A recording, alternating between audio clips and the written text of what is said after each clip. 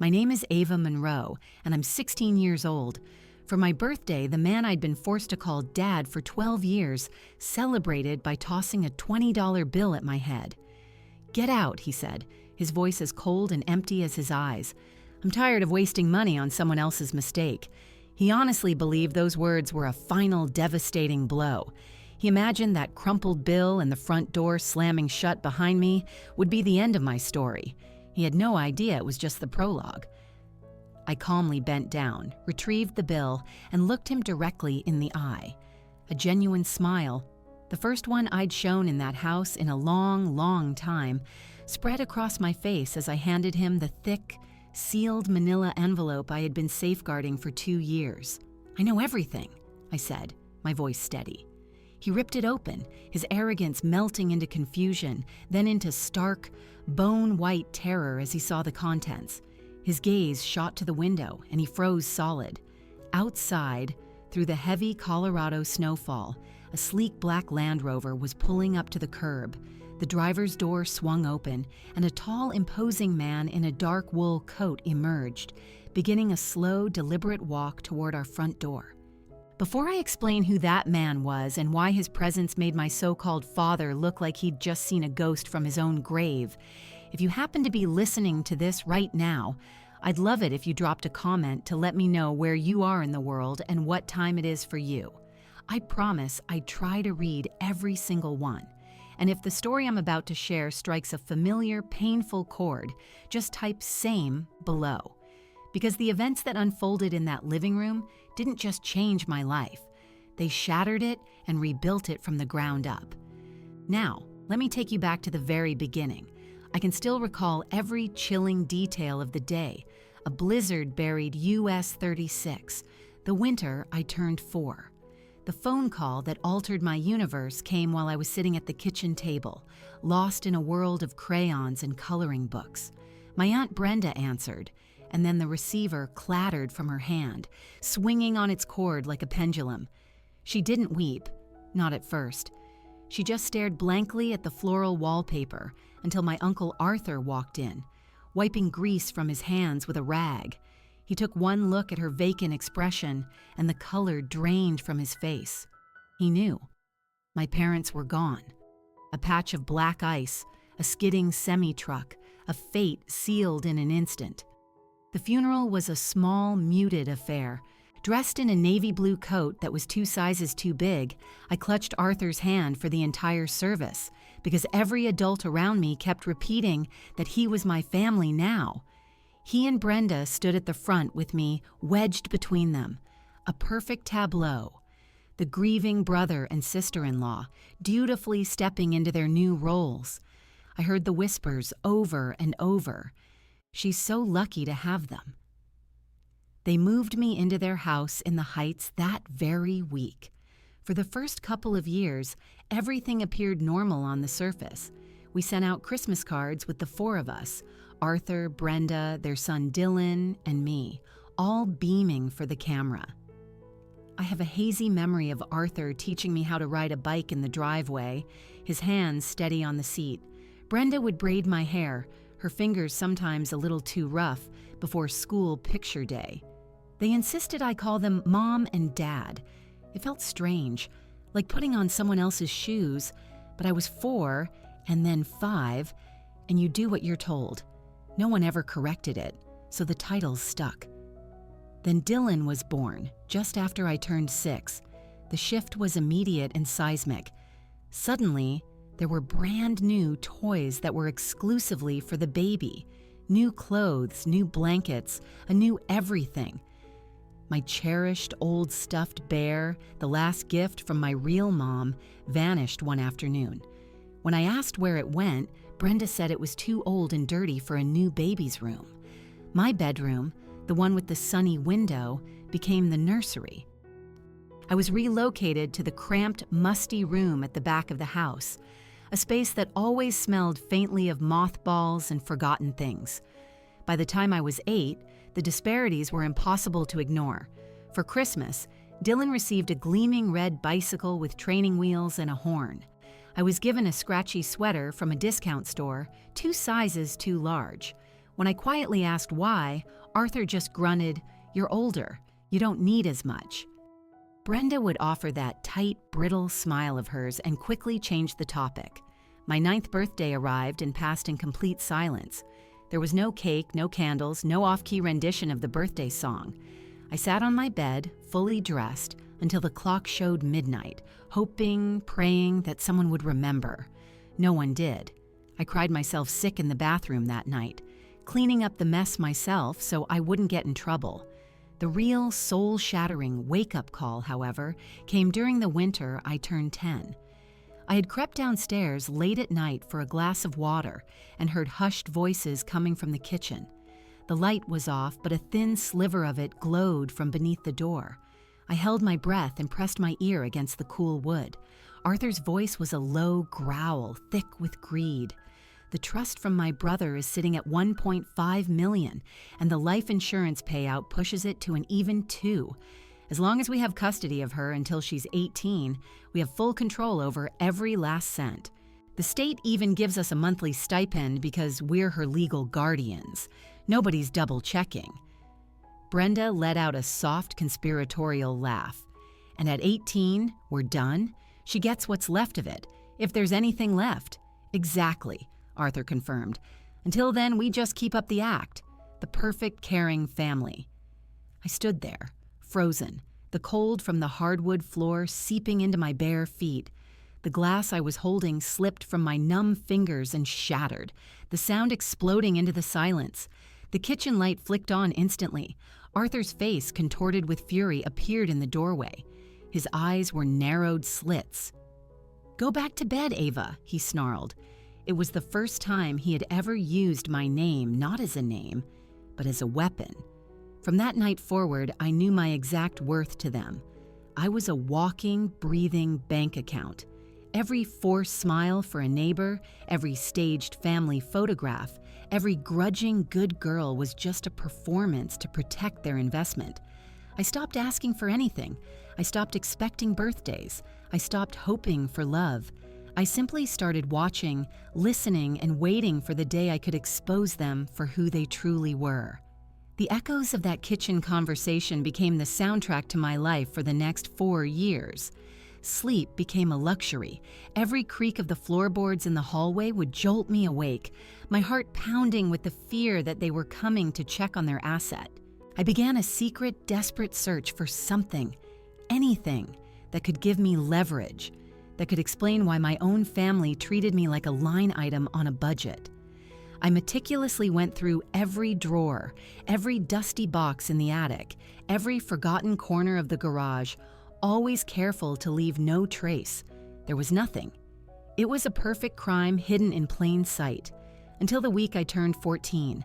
Brenda had ordered me to clean out the spare closet, a pre-holiday ritual designed to remind me of my place. As I was clearing out old coats, my fingers brushed against cold metal tucked away at the very back. It was a small gray lockbox, the kind you'd buy at an office supply store, secured with a cheap padlock. A faded strip of masking tape was stretched across the lid. On it, in my mother's elegant, looping handwriting, were the words, "Open only when you're 14. I love you forever, Mom." My heart hammered against my ribs so loudly I was sure they could hear it downstairs. I smuggled the box to my room, hiding it under my mattress. That night, using a bent paperclip and a tutorial I found online, I picked the cheap lock in under 2 minutes. Inside, there was only a single envelope made of thick, cream-colored paper and sealed with a circle of red wax. My hands trembled as I broke the seal. The letter was 3 pages long, dated just 2 months before the crash. "My sweetest Ava," it began. "If you are reading this, it means I am no longer there to protect you. Before I married your father, I was in a brief but serious relationship with a man named Julian Croft. We were young, and it ended when he moved for work and became engaged to someone else. I thought that chapter of my life was closed forever. 3 months later, I discovered I was pregnant with you. I never told Julian. I married your father because I loved him, and I wanted you to have a loving, stable family. But I have seen the way Arthur looks at money. I've heard the jealousy in his voice when he talks about our family's success. I am terrified that if something happens to us, he will try to control everything that is meant for you. The trust from your grandparents is worth $1,500,000. Plus, there is a $500,000 life insurance policy. It is all in your name, and your name only. Arthur is merely the trustee until you turn 18. I have retained a family law attorney, Eleanor Hayes, in downtown Boulder, to oversee the trust. Her business card is taped to the inside of this lid. There's also a strand of my hair and a copy of your original birth certificate, where the father is listed as unknown. If you ever need to prove who your real father is, use this. You are not a burden, Ava. You are my miracle. All my love, Mom. I must have read it a dozen times before the words stopped blurring through my tears. Julian Croft. The name was a phantom and a lifeline all at once. I found Eleanor Hayes' business card exactly where my mom said it would be. The next day, I went to the public library and using a newly created anonymous email account, I wrote to her. She replied in less than 20 minutes. If you are Jennifer Monroe's daughter, please call me immediately. I used a payphone outside a grocery store, my fingers fumbling with the coins so the call couldn't be traced back to the house. Eleanor's voice was calm, kind, but radiated a no-nonsense seriousness. She already had her suspicions. She had been stonewalled by Arthur for years and had been waiting, hoping, for me to make contact. She mailed a discreet DNA kit to a P.O. box she helped me set up, the package arriving in a plain brown wrapper with no return address. I waited for the perfect opportunity. A few days later, Arthur left his hairbrush on the bathroom counter after his morning shower. My heart in my throat, I snatched 3 strands, making sure the roots were still attached, sealed them in the provided vial, and mailed the kit from a public drop box across town. 17 agonizing days later, an email with the subject line, "Lab Results," arrived. I opened it on a library computer, my hands shaking. Probability of paternity, 99.99%. Julian Croft was my father. I ran to the library bathroom, locked myself in a stall, and sobbed so hard I thought my ribs would crack. Then I wiped my face, splashed cold water on my eyes, and went to the only person in the world I trusted with a secret this monumental. Chloe had been my best friend since the 6th grade, the one person who saw through the perfect family charade from day one. I showed her everything. The letter, the DNA report, the emails with Eleanor. She read it all in dead silence, her expression hardening with each page. When she was done, she didn't say a word. She just pulled me into the tightest, most fiercely protective hug I had ever felt in my life. We didn't sleep that night. We sat on her bedroom floor, whispering plans, making promises, and stringing together every curse word we knew to describe Arthur and Brenda. For the first time in a decade, I wasn't alone in my fight. The next 2 years became a silent, secret countdown that only Chloe, Eleanor, and I were aware of. Julian emailed me the very night Eleanor forwarded him my test results. His first message was just 4 words. I should have known. We started slowly, cautiously. 1 email a week, then every few days. He never pushed, never demanded anything. He waited until I was ready to share photos, and even longer before suggesting a phone call. When I finally sent him a picture of me holding my mom's lockbox, he replied with a single voice note. His voice, rich and deep, cracked when he said my name. He wanted to fly to Boulder the next day to storm the house and take me away. I had to beg him to wait. In Colorado, 16 is the age of legal significance. At 16, I could petition the court myself to change legal guardians, especially if I could prove my current ones were acting against my financial interests. Eleanor had already drafted every necessary document. We just needed the perfect, undeniable moment to strike. So we planned, meticulously, quietly. I continued to live the lie at home. I smiled when I was supposed to. I helped Dylan with his homework. I said, "Yes, Dad," whenever Arthur barked an order at me. But inside, I was counting down the days. 730, 729. The morning I turned 16 arrived gray and silent, the sky heavy with snow. There were no balloons tied to the mailbox, no celebratory breakfast. Dylan had already left for school. Brenda was at her hot yoga class. Arthur sat at the kitchen island in his crisp banker's suit, scrolling through his phone. I walked in, wearing the same jeans and hoodie I'd slept in. He didn't even look up at first. Then he reached into his wallet, pulled out a crisp $20 bill, and flicked it across the granite countertop so it fluttered to the floor at my feet. "Get out," he said, his voice flat. "I'm tired of wasting money on someone else's mistake." The words were meant to crush me. But I had been preparing for this exact moment for 2 years. I bent down, picked up the bill, folded it neatly, and slid it into my pocket. Then I let that real, triumphant smile spread across my face as I pulled the thick manila envelope from the backpack I had placed by the door. "I know," I told him, my voice clear and strong. He snorted. "Know what exactly?" I placed the envelope squarely in front of him. Inside was the temporary guardianship order, signed by a Boulder County judge the day before and effective immediately, the certified DNA report, and the petition to the court citing 12 years of egregious fiduciary breach. His fingers, suddenly clumsy, shook as he tore it open. He read page after page, his own forged signatures staring back at him from bank statements and withdrawal slips. And that's when the doorbell rang. Brenda was still gone. Dylan was at school. Arthur froze, the papers clutched in his hand. I walked past him as if he were a statue and opened the front door myself. Julian Croft stood on the porch, a dusting of snowflakes melting on the shoulders of his charcoal wool coat. Eleanor Hayes stood one step behind him, a leather briefcase in her hand. Julian's eyes, my eyes, locked with mine for the first time. He didn't smile. He didn't need to. He stepped inside, his boots leaving wet prints on the polished hardwood, and spoke the sentence I had dreamed of hearing for 730 days. "I'm here for my daughter," he said, his voice calm, resolute, final. "You no longer have any legal claim on her." Arthur's mouth fell open. A strange gurgling sound escaped his throat. The air in the living room grew thick and still the instant Julian shut the front door behind him. For a moment, nobody moved. Nobody even seemed to breathe.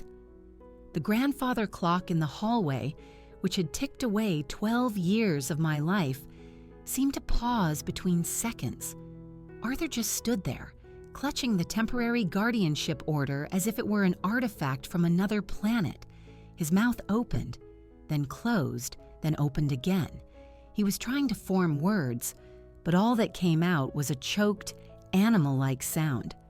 Eleanor, with the practiced calm of a seasoned professional, clicked open her briefcase. She placed the first folder on the glass coffee table. It was dark green leather, embossed with the gold seal of the Boulder County Superior Court. She slid it toward the center, ensuring every page was facing Arthur. "Temporary order, effective at 9:30 this morning," she stated, her tone crisp and businesslike. "Signed by Judge Harlan. Ava is no longer your ward. If you attempt to prevent her from leaving, you will be in handcuffs before noon." Arthur's eyes finally focused. He snatched the document, flipped to the last page, saw the judge's signature, and the paper slipped from his fingers as if it had been set on fire. Julian never raised his voice. He simply reached into a second folder and began laying out documents on the table, one by one, with a slow, deliberate rhythm. The soft thud of thick paper hitting glass echoed in the dead silence. A bank withdrawal slip for $8,000. The memo line read, "Dylan, private school deposit." Dylan had attended public school his entire life. A wire transfer confirmation for $12,000 to a local Chevrolet dealership for a new white Tahoe, registered to Brenda Vance. That was the same month I was told that getting braces for my crooked teeth was far too expensive. A resort reservation in Cabo San Lucas, $43,000, 4 adults, 2 children. It was for Christmas week. I had spent that Christmas eating stale cereal by myself while they sent postcards bragging about the turquoise water. He kept going, an avalanche of paper, a boat loan taken out in Arthur's name, invoices for hockey equipment and elite travel team fees that totaled more in a single season than they had spent on me in 4 years combined. A casino cash advance slip from the Bellagio in Las Vegas, signed for, using the debit card linked directly to my trust fund. Every single sheet landed with the soft finality of a judge's gavel. $235,000, siphoned away over 12 years, every dollar stolen while I wore outgrown, hand-me-down coats and learned to ask for nothing. Sometime during this devastating presentation, Brenda had slipped in through the garage entrance. She now stood frozen in the archway, still in her lavender yoga outfit, her stainless steel water bottle trembling so violently that the ice inside rattled like a death knell. I never signed anything," she stammered, her voice cracking. Julian finally turned his gaze on her.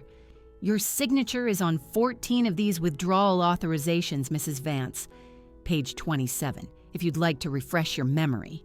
Her knees gave way. She had to grab the doorframe to keep herself from collapsing. Just then, a floorboard creaked upstairs. Dylan appeared at the top of the stairs, dressed in his university pajama pants, his hair sticking up in every direction. He took in the entire scene, the mountain of papers, his father's ghost-white face, his mother half fainting against the wall, and the stranger who looked like an older, wealthier version of me. He opened his mouth, probably to ask what was going on, but no sound came out.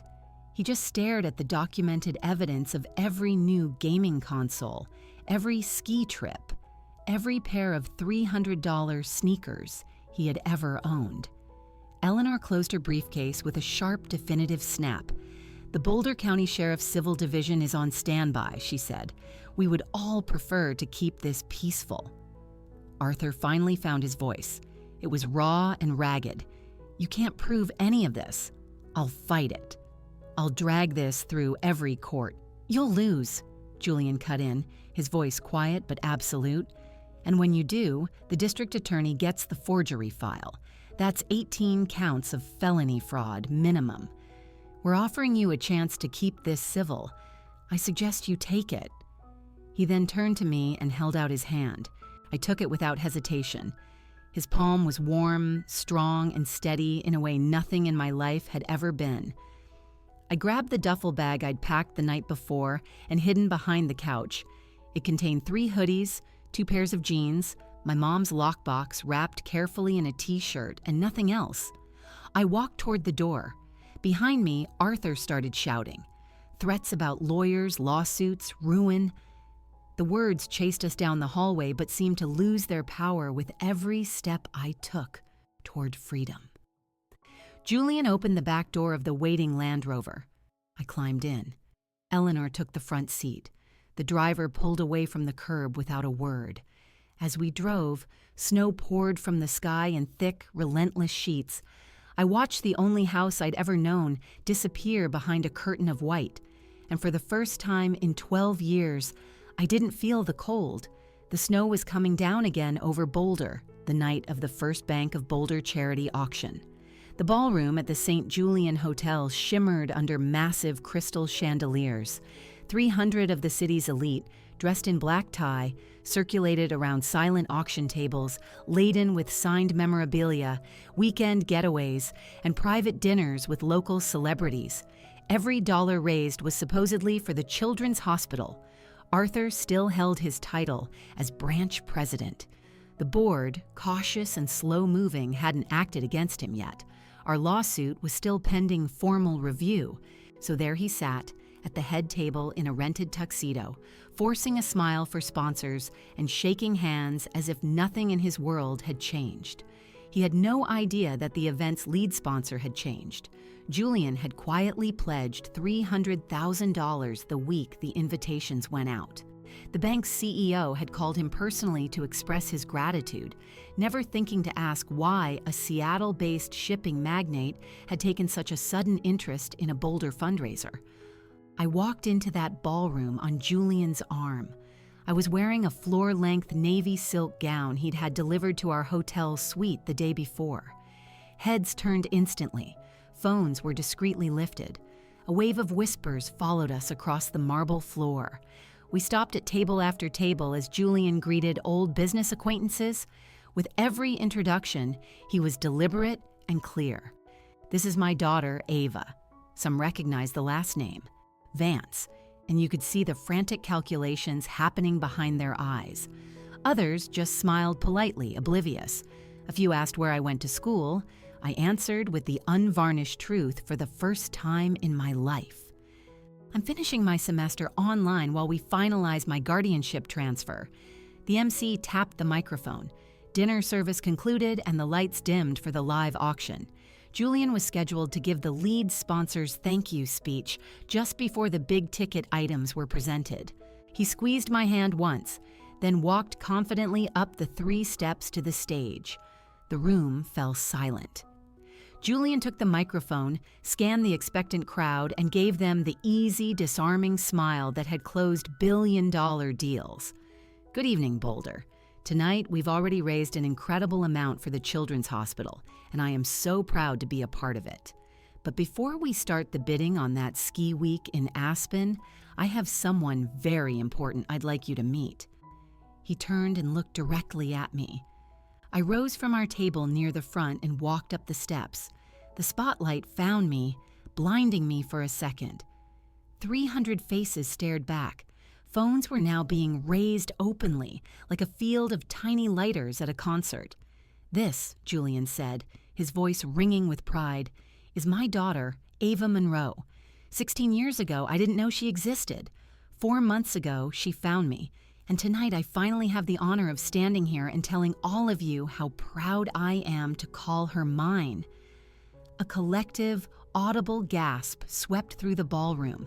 At the head table, Arthur shot to his feet so fast his chair screeched backward on the floor. The crystal wine glass in his hand tipped over.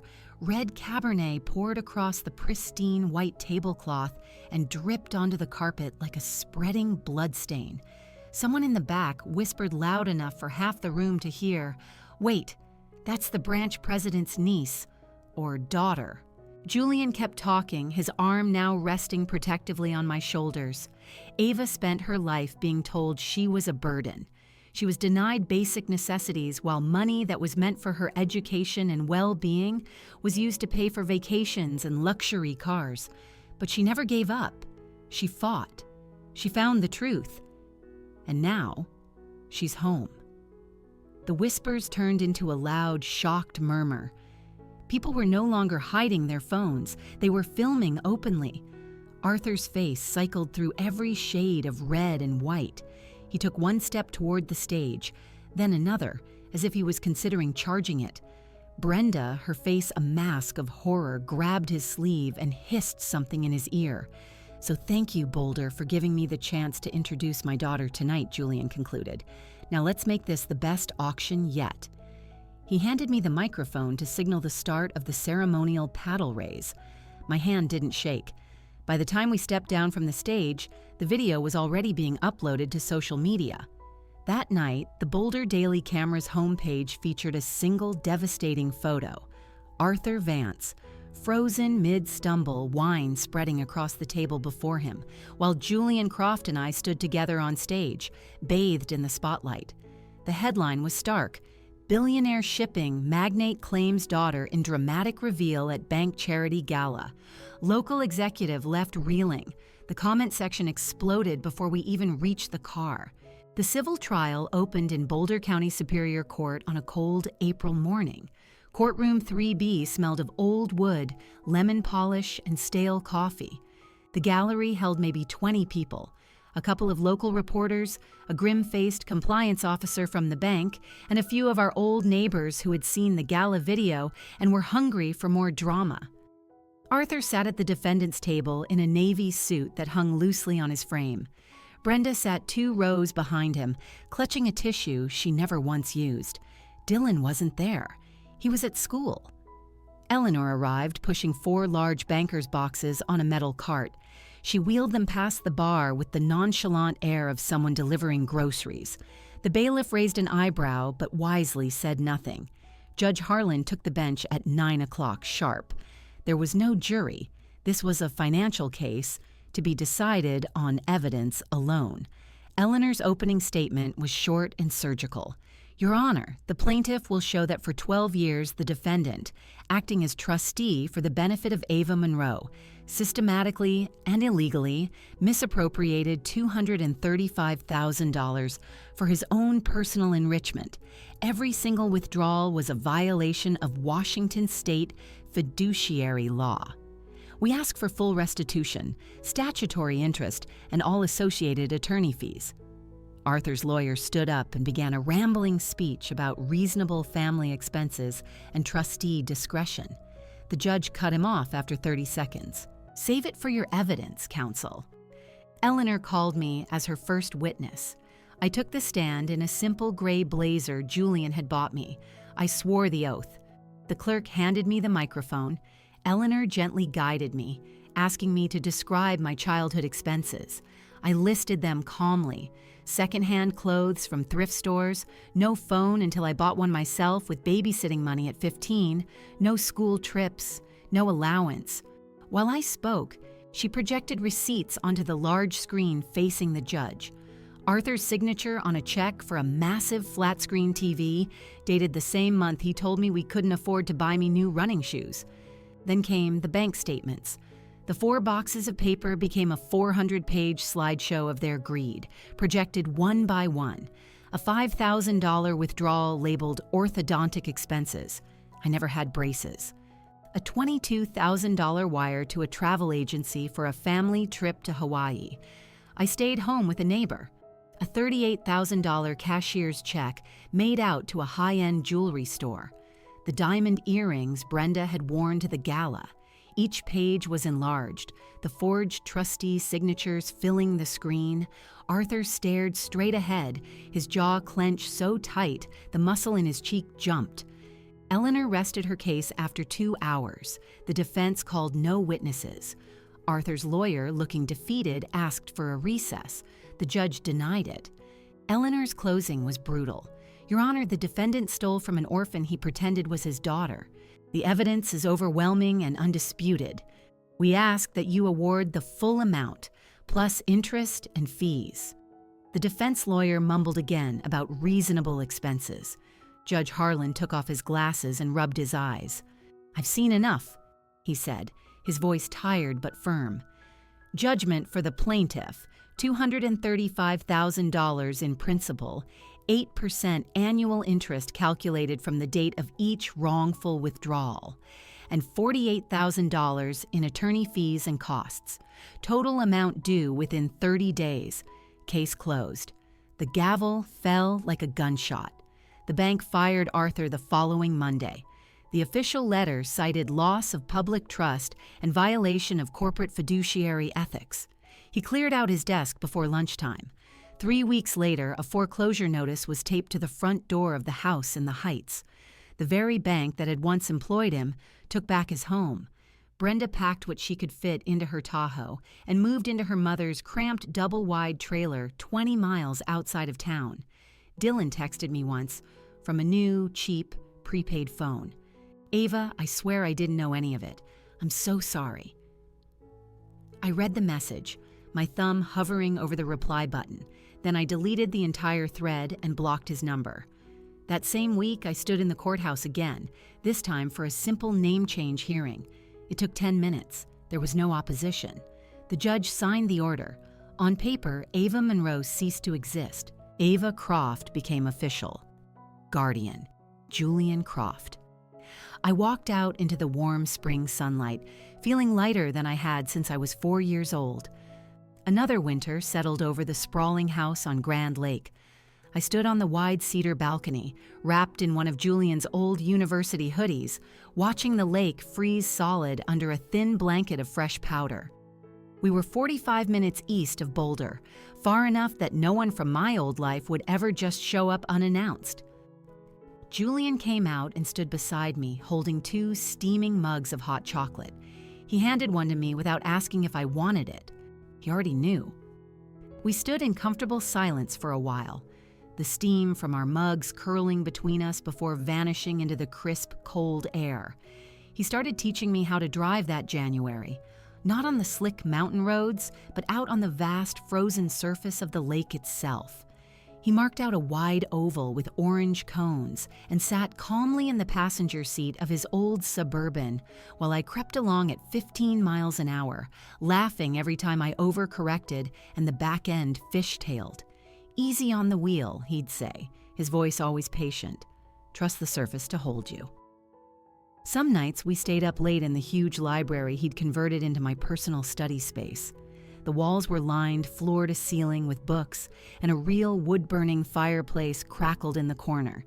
He'd tell me stories about the summer he met my mom in Seattle, how she'd accidentally spilled coffee all over his shoes at a cafe near Pike Place Market and had just laughed instead of apologizing, how she loved obscure jazz clubs and hated cilantro with a passion, how she could beat anyone at a game of pool after 2 drinks.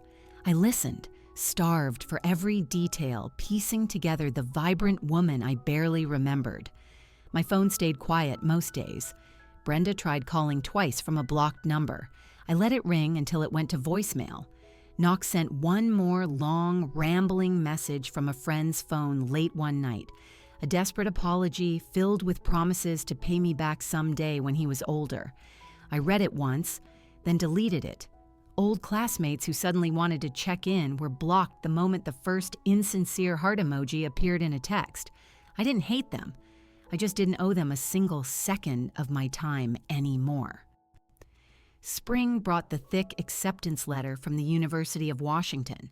I'd received a full-ride scholarship to the Foster School of Business based on academic merit and the essay I wrote about fiduciary fraud and second chances.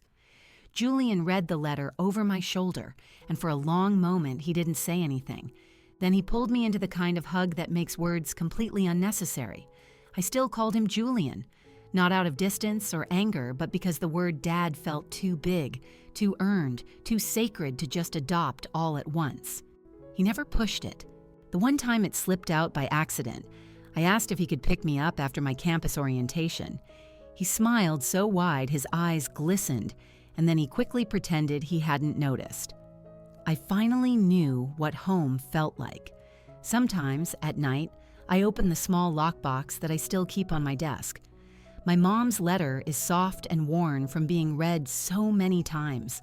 I trace the loops of her handwriting and understand something new each time I read it. Family isn't just the people who share your blood. It isn't even the people who raise you. Real family is the person who chooses to stay when the truth of your story comes out, ugly and broken.